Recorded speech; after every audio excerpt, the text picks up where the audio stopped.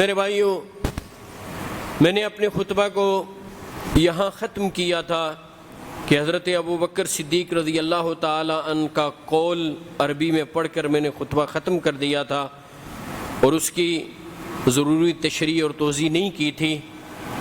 اور وہ ابوبکر صدیق رضی اللہ تعالی عنہ کا قول عبداللہ ابن عمر بیان کرتے ہیں، صحیح بخاری میں ہے،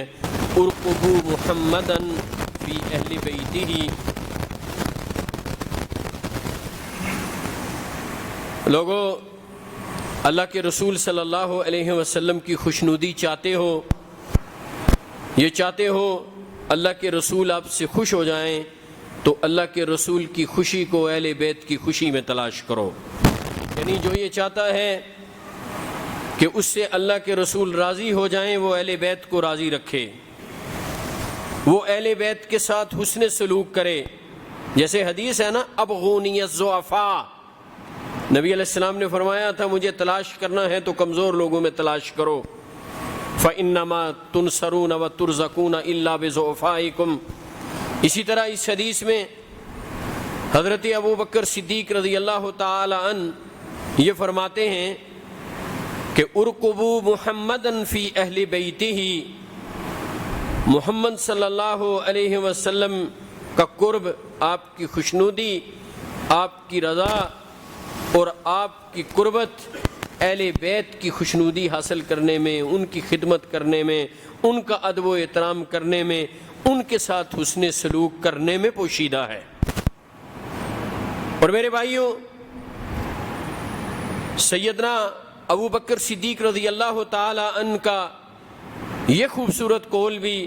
امام بخاری اپنی صحیح میں بیان کرتے ہیں کہ انہوں نے قسم اٹھا کر یہ بات کہی تھی، واللہ لقرابت رسول اللہ صلی اللہ علیہ وسلم احب ان اصل من قرابتی، کہ اللہ کی قسم مجھے نبی علیہ السلام کے قرابت داروں، آپ کے رشتہ داروں، آپ کے خاندان اور خصوصاً خانوادہ علی رضی اللہ تعالی عنہ سے حسن سلوک اپنے گھر والوں کے حسن سلوک سے زیادہ پسند ہے۔ مجھے یہ بات زیادہ پسند ہے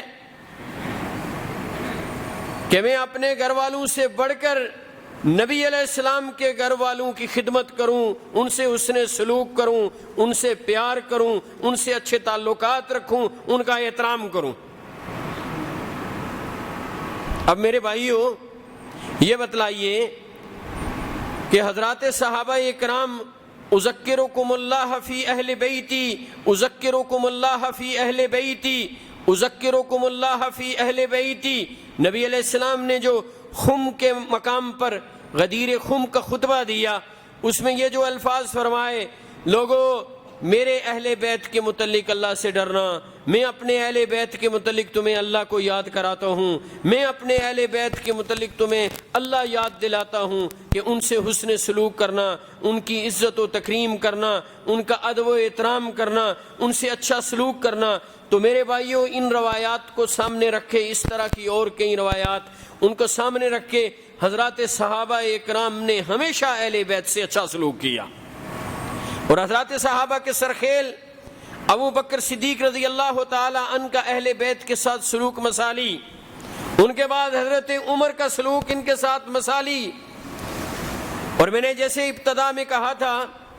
کہ میں اس اشکال کو رفع کرنے کی کوشش کروں گا کہ صحابہ اکرام اہل بیت سے بہت پیار کرنے والے اور ان سے حسن سلوک کرنے والے تھے، اور میں نے اپنے اس دعوے کی دلیل میں 4 شخصیات کے اہل بیت کے ساتھ تعلقات آپ کے سامنے رکھنے تھے، جن میں پہلی شخصیت حضرت ابوبکر صدیق رضی اللہ تعالی عنہ، دوسری شخصیت سیدنا فاروق اعظم رضی اللہ تعالی عنہ، اور تیسری شخصیت ام المؤمنین سیدہ عائشہ صدیقہ رضی اللہ تعالی عنہا، اور چوتھی شخصیت رئیس المحدثین حضرت ابو ہریرہ رضی اللہ تعالی عنہ۔ اور ستم کی بات یہ ہے کہ رافضی ان 4 پر طعن و تشنیع کرتے ہیں، اور ان 4 شخصیات پر لعن طعن بھی کرتے ہیں، اور انہیں برا بھی جانتے ہیں کہ یہ اہل بیت کے ساتھ اچھا سلوک کرنے والے نہیں تھے، انہوں نے اہل بیت کے ساتھ اچھا سلوک نہیں کیا۔ حالانکہ یہ تمام دعوے باطل ہیں اور ان کی کوئی بین دلیل نہیں ہے۔ ابو بکر صدیق رضی اللہ تعالی عنہ کے متعلق یہ کہا جاتا ہے کہ انہوں نے حضرت فاطمہ کو ان کا حق نہیں دیا اور اپنے دربار سے کھاٹی لٹا دیا، اور وہ جو ان کا مالی حصہ بنتا تھا ان کا حصہ ان کو نہ دیا۔ میرے بھائیوں، کیا ابو بکر ایسے تھے کہ کسی کی وراثت اور کسی کا حصہ غصب کرنے والے تھے؟ کائنات کے رب کی قسم، اگر ابو بکر صدیق کسی کا حق غصب کرنے والے تھے تو پھر کائنات میں اور کوئی ایسا نہیں ہے جو کسی کو اس کا حق دینے والا ہو۔ انبیاء کے بعد اس سرزمین پر اگلوں پچھلوں میں سب سے افضل سیدنا ابو بکر صدیق۔ اور میرے بھائیوں، یہ دعویٰ صرف اہل الحدیث کا نہیں ہے، حنفی، شافعی، مالکی، حنبلی، اہل الحدیث، اہل الظواہر، پاکستان میں بریلوی، دیوبندی، اہل حدیث، تمام مکاتب فکر کا اس بات پر اتفاق ہے کہ اس دھرتی پر انبیاء علیہم السلام کے بعد اگر سب سے عظیم شخصیت کوئی ہے تو وہ سیدنا ابو بکر صدیق رضی اللہ تعالی عنہ، اور وہ اس شخصیت کا حق غصب کریں کہ جس شخصیت کا پیار رسول اللہ صلی اللہ علیہ وسلم کے ساتھ مثالی اور نبی علیہ السلام کا ان کے ساتھ پیار مثالی۔ سیدہ فاطمہ تو وہ ہیں کہ اللہ کے رسول صلی اللہ علیہ وسلم ان سے اپنے خانوادہ میں اور اپنے اہل و عیال اور اپنے خاندان میں سب سے بڑھ کر محبت کرنے والے، اور نبی علیہ السلام حضرت فاطمہ کو اتنا پروٹوکول دیتے تھے۔ تین باتیں جلدی سے عرض کرتا ہوں۔ حضرت فاطمہ جب نبی علیہ السلام کے پاس تشریف لاتی، آپ ان کے لیے اٹھ کے کھڑے ہو جاتے۔ نبی علیہ السلام جو دو جہانوں کے سردار ہیں، دونوں جہانوں کے سردار، جو ساری مخلوقات کے سردار ہیں، وہ حضرت فاطمہ کی آمد پر ان کے استقبال کے لیے اور ان کو وارم ویلکم کہنے کے لیے کھڑے ہو جاتے۔ اور دوسرا کام کیا کرتے؟ حضرت فاطمہ کا بوسہ لیتے، اور تیسرا پروٹوکول ان کو یہ دیتے کہ ان کو اپنی جگہ پر بٹھاتے، اور یہی طریقہ سیدہ فاطمہ کا بھی تھا رضی اللہ تعالی عنہ۔ نبی علیہ السلام تشریف لے جاتے، اٹھ کے کھڑی ہو جاتی، نبی علیہ السلام کا بوسہ لیتی اور رسول اللہ صلی اللہ علیہ وسلم کو اپنی جگہ پر بٹھاتی۔ اس شخصیت کا حق جو غصب کرے، میرے بھائیوں، اس شخص کو اتنا اعزاز مل سکتا ہے کہ امت کا اس پر اجماع ہو جائے کہ انبیاء علیہم السلام کے بعد زمین پر اگر کوئی شخصیت، بے نظیر شخصیت، بے مثل اور بے مثال شخصیت ہے، وہ سیدنا ابو بکر صدیق ہیں رضی اللہ تعالی عنہ۔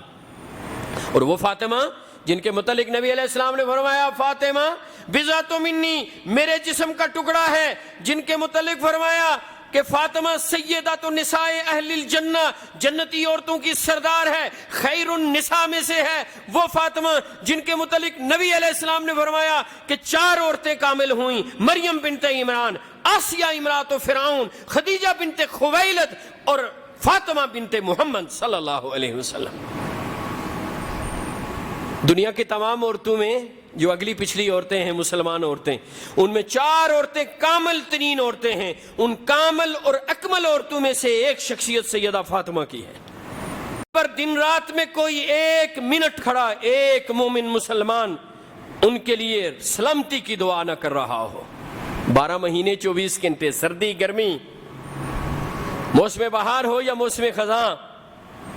ان کی قبر کے پاس ہر وقت میلہ لگا رہتا ہے۔ آنے والے مسلمان مومنین قطار کے اندر گزرتے جا رہے ہیں اور یہ کہتے جا رہے ہیں السلام علیکہ یا ابا بکر، السلام علیکم یا عمر، السلام علیکہ یا عمر۔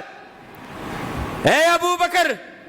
تجھ پر اللہ کی سلامتی ہو، اے عمر تجھ پر اللہ کی سلامتی نازل ہو۔ کائنات کے رب کی قسم، جیسے ابو بکر کو غلط پورٹرے کیا جاتا ہے، جیسے عمر کو غلط پورٹرے کیا جاتا ہے، اگر وہ ایسے ہوتے تو اس زمین پر ان کی یہ عزت نہ ہوتی. یہ ان کی عزت کی زندہ مثال ہے جس کو ہم آنکھوں سے دیکھ رہے ہیں.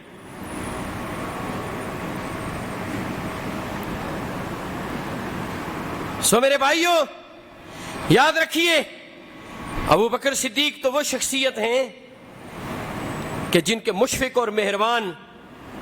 جن کے نرم دل ہونے کی گواہی رسول اللہ صلی اللہ علیہ وسلم نے دی. نبی علیہ السلام نے ان کے متعلق کیا فرمایا؟ امام ابن ماجہ، ترمذی اور شیخ البانی اپنے سلسلۃ الصحیحہ میں اس حدیث کو انس بن مالک رضی اللہ تعالی عنہ کے حوالے سے بیان کرتے ہیں. رسول اللہ صلی اللہ علیہ وسلم نے فرمایا ارحم امتی بے امتی ابو بکر واشدہم فی امر اللہ عمر واصدقہم حیاء عثمان واقضاہم علی. فرمایا میری امت میں، میری امت کے لوگوں کے ساتھ سب سے اگر کوئی مہربان ہے تو وہ ابو بکر ہیں. لفظ کیا استعمال فرمایا؟ ارحم. ارحم اس میں تفضیل کا صیغہ ہے، سپرلیٹو ڈگری ہے. ارحم سب سے زیادہ رحم کرنے والا. یہ نہیں فرمایا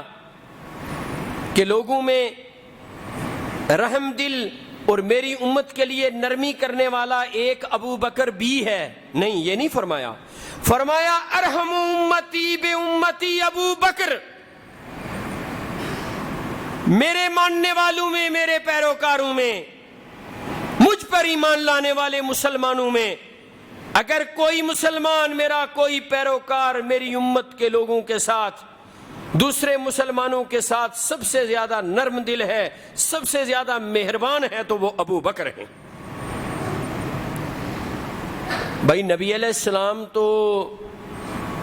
قطعی طور پر اللہ کی طرف سے وحی کی روشنی میں یہ بات بیان کر چکے اور بیان کر کے دنیا سے چلے گئے کہ ابو بکر حضرات صحابہ کے ساتھ سب سے زیادہ نرم دل، سب سے زیادہ مہربان. تو جو صحابہ کے ساتھ اور امتیوں کے ساتھ سب سے زیادہ مہربان ہے وہ اہل بیت کے ساتھ حسن سلوک کرنے والا نہیں ہے. اہل بیت تو عام مسلمانوں کی نسبت، عام صحابہ کی نسبت حسن سلوک کے زیادہ مستحق ہیں. اہل بیت تو عام صحابہ سے زیادہ حسن سلوک کے مستحق ہیں. تو کیا ابو بکر جن کے متعلق رسول اللہ صلی اللہ علیہ وسلم اپنی پاک زبان سے یہ فرما کے چلے گئے کہ ابو بکر لوگوں کے ساتھ سب سے زیادہ حسن سلوک کرنے والا، لوگوں پر سب سے زیادہ مہربان، لوگوں کے ساتھ سب سے زیادہ نرمی کرنے والا، وہ اہل بیت کے ساتھ دشمنی کرنے والا ہے؟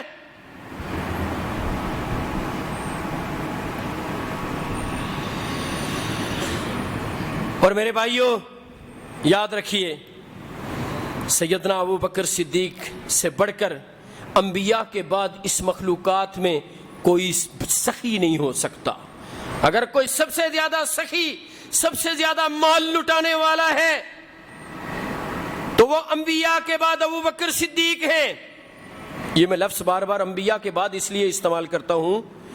کہ کسی کا انبیاء کے ساتھ کوئی مقابلہ نہیں ہوتا، یہ یاد رکھیے. جس طرح ہم مسلمانوں کا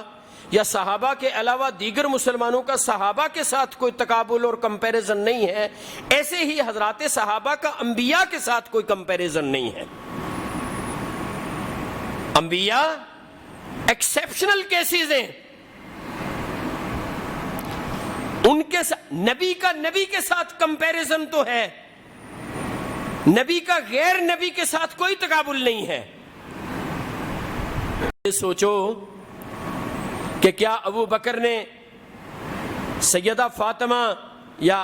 نبی علیہ السلام کے گھر والوں کی وراثت خود رکھ لی تھی؟ اس کو خود استعمال کیا تھا، اس کو غصب کر لیا تھا؟ وہ ابو بکر جو مال و دولت کو لٹانے والے اور اس قدر صحابت کرنے والے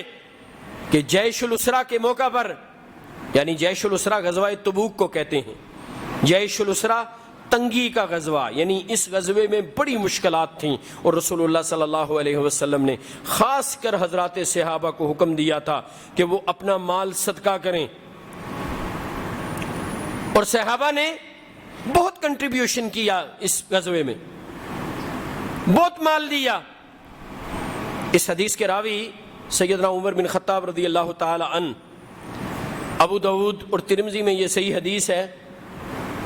وہ کہتے ہیں ان دنوں میرے پاس بہت مال آیا ہوا تھا،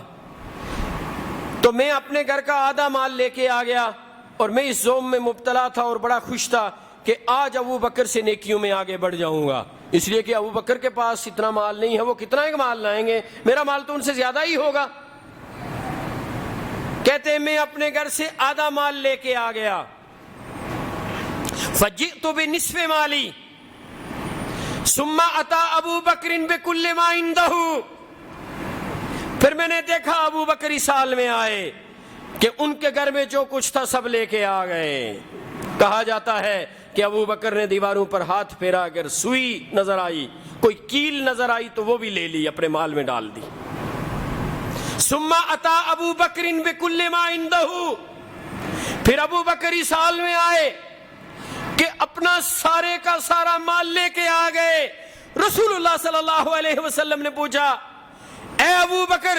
گھر والوں کے لیے کیا چھوڑ کے آئے ہو؟ ما ابقیت لأہلک، ما ابقیت لأہلک، گھر والوں کے لیے کیا چھوڑ کے آئے ہو؟ تو کہنے لگے ابقیت لہم اللہ ورسولہ، اے اللہ کے رسول صلی اللہ علیہ وسلم گھر والوں کے لیے اللہ اور اس کے رسول کو چھوڑ کے آیا۔ حضرت عمر کہتے ہیں پھر میں نے کہا واللہ لا اسابقک الی شیء ابدا، اللہ کی قسم ابو بکر میں تجھ سے نیکیوں میں کبھی آگے نہیں بڑھ سکوں گا۔ یہ ایک ہی موقع تھا کہ میرا گمان تھا کہ آج تجھ سے آگے بڑھ جاؤں گا، تو آج بھی تو آگے بڑھ گیا، اب کبھی میں تجھ سے آگے نہیں بڑھ سکوں گا۔ یہ ابو بکر جو اس انداز کے سخی، کہ جن کے متعلق نبی کائنات صلی اللہ علیہ وسلم نے فرمایا کہ میں نے ساری کائنات کے لوگوں کے احسان کا بدلہ دے دیا،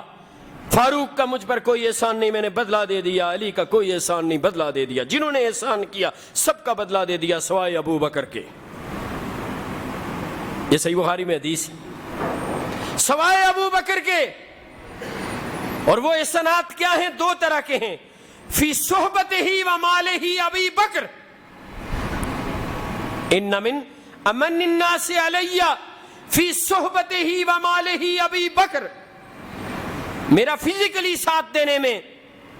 اور اپنا مال خرچ کرنے میں، ان دونوں معاملوں میں جو ابو بکر کا مجھ پر احسان ہے وہ باقی ہے، اس کو میں ادا نہیں کر سکتا، اس کا بدلہ اسے اللہ ہی دے گا۔ ان کے متعلق یہ کہا جائے کہ انہوں نے سیدہ کائنات، سیدۃ نساء اہل الجنہ سیدہ فاطمہ رضی اللہ تعالی عنہ کو ان کا حق نہیں دیا۔ سو میرے بھائیو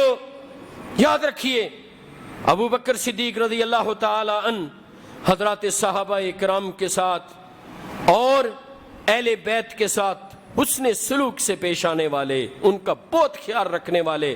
اور اپنے قرابت داروں، رشتہ داروں اور گھر والوں پر بھی رسول اللہ صلی اللہ علیہ وسلم کے خاندان اور ان کے گھرانے کو ترجیح دینے والے تھے۔ یہ ان کا اہل بیت کے ساتھ پیار تھا۔ اللہ رب العالمین ہمیں، آپ سب کو اور ساری دنیا کے مسلمانوں کو تمام صحابہ کرام سے عمومی طور پر پیار کرنے اور اہل بیت سے اللہ میں خصوصی پیار عطا فرمائے۔ سبحان ربک رب العزت عما یصفون وسلام علی المرسلین والحمد للہ رب العالمین۔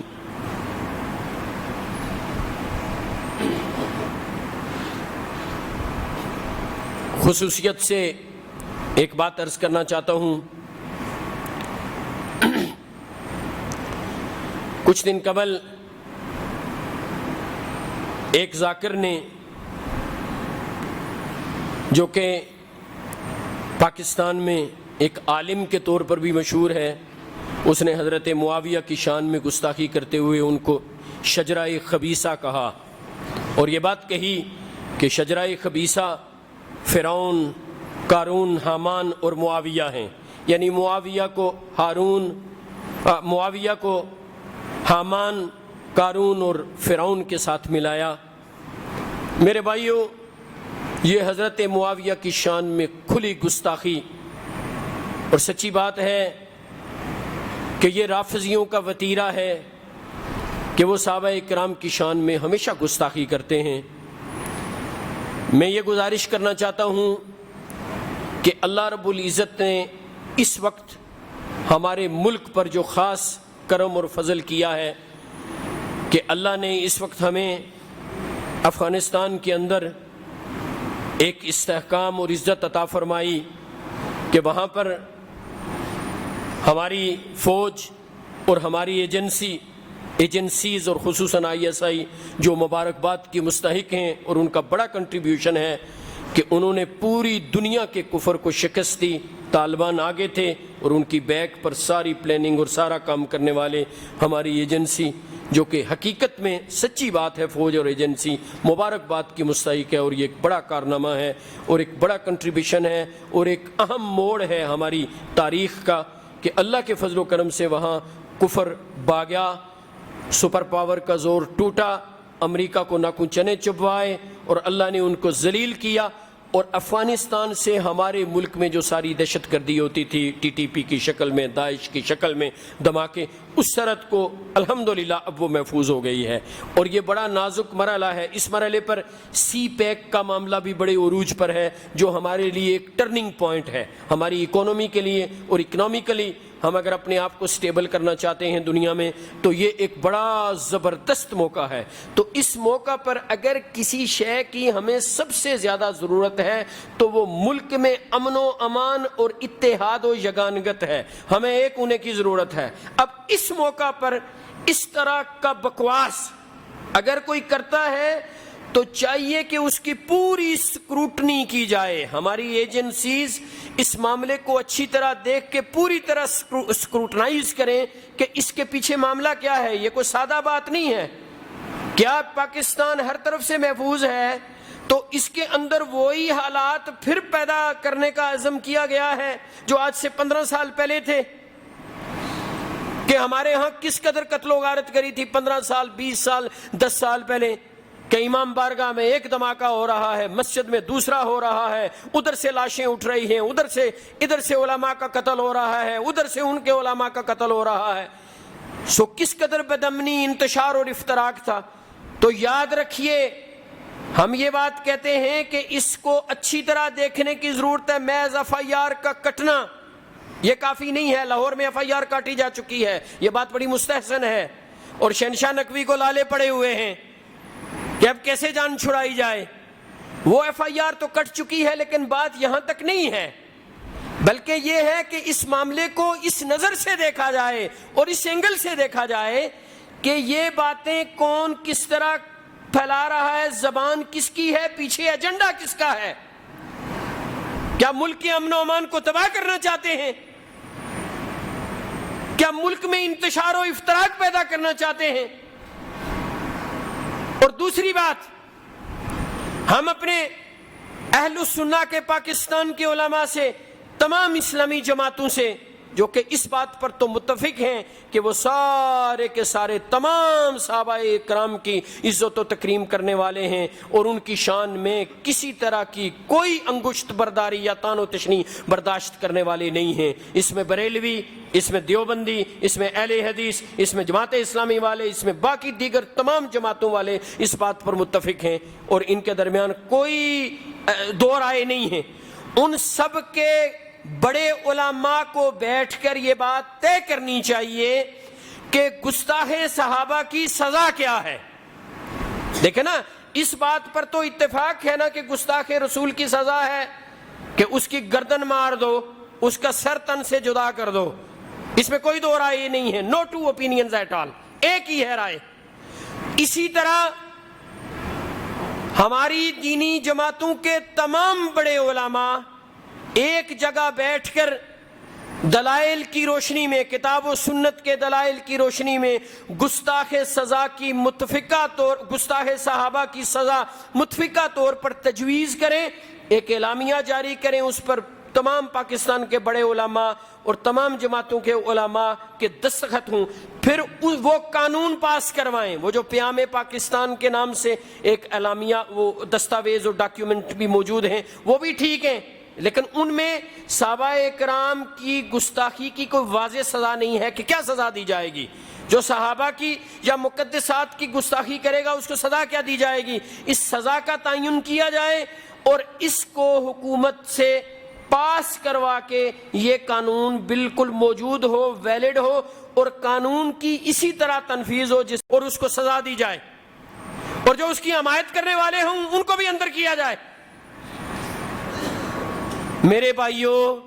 صحابہ اکرام کی گستاخی کائنات کے رب کی قسم یہ ہم تو برداشت نہیں کریں گے بھائی، یہ ممکن نہیں ہے۔ آپ ہمیں گالی دے دو، ہم خاموشی سے اپنا منہ دوسری طرف کر لیں گے، جواب نہیں دیں گے۔ آپ ہمارے والدین کو گالی دے دو، ہمیں کوئی دکھ نہیں ہوگا، لیکن صحابہ اکرام کو گالی دینے والا، صحابہ اکرام کو برا کہنے والا، میرے بھائیوں کائنات کے رب کی قسم، امام ابو زرعہ فرماتے ہیں رحمہ اللہ کہ جو صحابہ اکرام پر طعن و تشنیع کرے وہ تو زندیق ہے۔ وہ کہتے ہیں وہ زندیق ہے، وہ کتاب و سنت کے گواہوں پر جرح کر رہا ہے، اس سے تو اسلام مشکوک ہو جائے گا جو ہم تک پہنچا ہے۔ اس ملک میں